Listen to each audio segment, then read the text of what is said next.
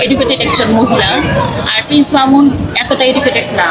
আমার কাছে মনে হয় যে একটা মানুষের রুচির দুর্ভিক্ষ হলে এরকম একটা ঘটনা তার লিপ্ত হয়। বাট লায়লা অনেক এডুকেটেড, তার দুজন সাবেক হাজব্যান্ড ছিলেন আর্মি কর্নেল, ওনার বাবা একজন আর্মি কর্নেল ছিলেন। তো তার যে এত মানে হায়ার এডুকেটটা কোথায় গেল? উনি হচ্ছে রুচির দুর্ভিক্ষ, মানে সব কিছু হিসাব মিলাতে পারবেন, মামুন লায়লার হিসাবটা কিন্তু কেউ মিলাতে পারে না, যেটা রুচির দুর্ভিক্ষ হয়েছে। আচ্ছা আপু, ভালো অভিনেত্রী, কারণ তার যদি অভিনয় না জানতো তার এত বছর কেরিয়ারটা ডেভেলপ করতে পারতো না। সেখানে অপু বিশ্বাস দেখেন আজকে অনেক বছর অভিনেত্রী, হুবলি অনেক বছর হয়েছে, 5-6 বছর হয়েছে। প্রতিটা মানুষের অভিনয়ের মাধ্যমে আমরা তাদেরকে চিনি। তো এখানে সাকিব খানের দুই বউ কেন? এখানে যদি একটা কলা গাছ এনে দাঁড়িয়ে করে দিতেন ছবি হিট হতো, কারণ এখানে সাকিব খান আছে। সাকিব খান থাকা মানে চেয়ার টেবিল সব হিট।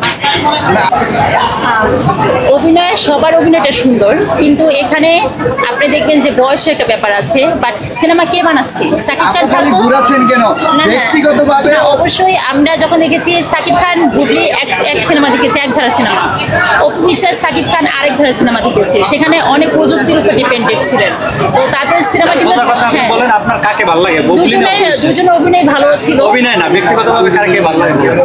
ব্যক্তিগত ভিতরে অবশ্যই ভালো লাগে সাকিব খান, অপু বিশ্বাসকে বেশি ভালো লেগেছে, কারণ তাদের সিনেমা দেখে বড় হয়েছে, তারা অনেক সিনেমা করেছে, তো অলরেডি তাদের সিনেমা দেখে ভালো লেগেছে।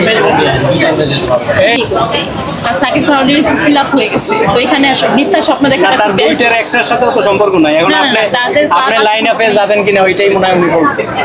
আমি মনে করি যে পর্দা হিরো পর্দাতেই সুন্দর, আর পার্সোনাল প্রমোশন দুই জিনিস, সেটা সাকিব খান এতদিনে বুঝতে পেরেছে। তাই সম্পূর্ণ সবকিছুর বিষয়ে অনেক অফার পেয়েছি, যেহেতু গার্লস স্কুলে পড়তাম, তা আমাদের পাশে ছিল হাই স্কুল, সেই ক্লাস 5-6 থেকে অনেক প্রেমের অফার পেয়েছি।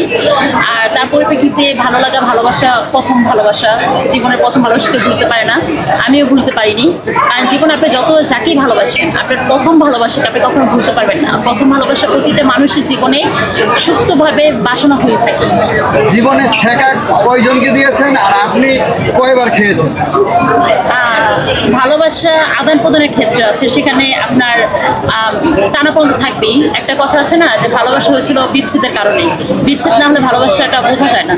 তো সেক্ষেত্রে আমি মনে করি যে প্রথম ভালোবাসা জীবনের শ্রেষ্ঠ ভালোবাসা। সেখান থেকে যদি কেউ ব্রেকআপ হয়ে যায়, ওই ভালোবাসার মর্মটা যত ভালোবাসেন, ওই জিনিসটা আপনাকে বারবার রিভিউ দিবে। আপনি কয়টা ভালোবাসার সাড়া দিয়েছেন? প্রতি মুহূর্তে ভালোবাসতে খুব ইচ্ছে হয়, যেহেতু আমরা ভালোবেসে বাঁচতে পারি। ভালোবাসা হচ্ছে একটা সাধনা, মানে দিন শেষে মানুষ না ভালোবাসা নিয়ে থাকতে চায়। না, আমি বলছি যে আপনি যে প্রেমের অফারগুলো পেয়েছেন, কতগুলো প্রেমের অফারে সাড়া দিয়েছেন? কতগুলো ছেলের সাথে আপনি প্রেম করছেন এই পর্যন্ত? উনি সোজা বাংলায় আর কি এটা না, সবাই তো কয়টা ছেলের সাথে না, সবাই যে অফার করলে যে ভালোবাসবো তা না, নিজের মনের উপর ডিপেন্ড করে যে আমি কাকে ভালোবাসবো। তো কয়জনকে অ্যাকসেপ্ট করেছেন আপনি? একজনকে অ্যাকসেপ্ট করেছি। একজনকে অ্যাকসেপ্ট করেছেন? সত্য কথা? হ্যাঁ, আল্লাহর কি কতজন ছেলের রাতের ঘুম কেড়ে নিয়েছেন আপনি? এটা কারণ উনি আপনি কেমনে মাশাআল্লাহ বলবো? অনেক সুন্দরী। কতজন ছেলের ঘুম কেড়ে নিয়েছেন জীবনে, যে কতগুলো প্রপোজ পেয়েছেন? কে আমাকে থেকে ঘুমাবেন এটা তার ব্যাপার, আমি তো তার মানে ঘুমের ওষুধ না। হতেও তো পারেন আপনি কারো ঘুমের ওষুধ, কারণ আপনি তার সাথে কথা বললে সে ঘুমাতে পারবে, তার ভালো লাগবে, ফিনিশ আসবে। না, ঘুম তো আমার নিজেই হয় না, আমি কেন আরেকজনের ঘুমকে ডিস্টার্ব করি? আচ্ছা, আপনি শাকিব খানের সাথে সিনেমা করতে চাইছেন, আপনাকে যদি হিরো আলম সিনেমার অফার করে, হিরো আলম, তাহলে আপনি হিরো আলমের সাথে সিনেমা করেন?